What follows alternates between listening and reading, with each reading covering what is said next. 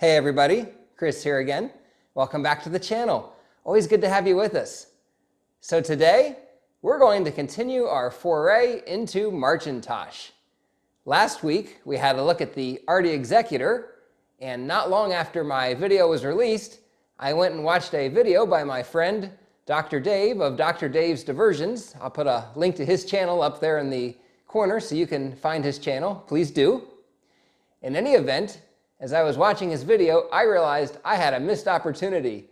And it wasn't long after my video went out that Dr. Dave pointed that out. You see, I ran the speedometer application, but I didn't run the benchmarks associated with it. So today, we're going to run the benchmarks on 4 systems, essentially.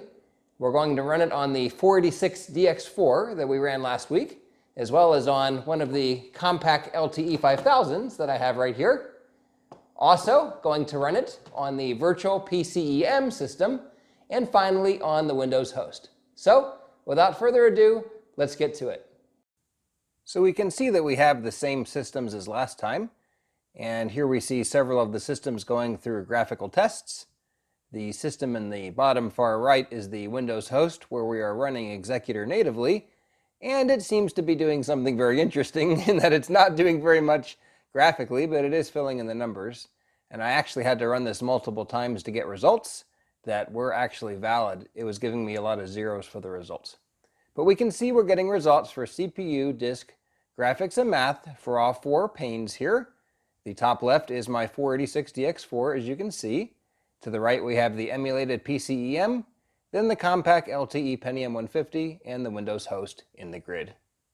Here's a table of the performance metrics. As we look at the CPU, it's really interesting to see just how closely that simulated PCEM Pentium 75 MHz tracked the speed of the 486DX4 100. That's a really good simulation. And as we look at the compact, we can see it's about twice the speed of that Pentium 75. That makes sense. And well, the Windows host is in a class of its own. As we look at disk, we can see the 486DX4 100 and compact LTE Pentium 150 are pretty close. Those are machines with real disks. They are not solid state, so that makes sense. The emulator looks like it's making an attempt to emulate the disk, but it does have a solid state underlying. And the Windows host, well, it's the Windows host. Looking at graphics, we can see that we get pretty much what we would expect. The graphics for the real machine and the simulated machine are pretty much on par. And once again, the Windows host is the Windows host.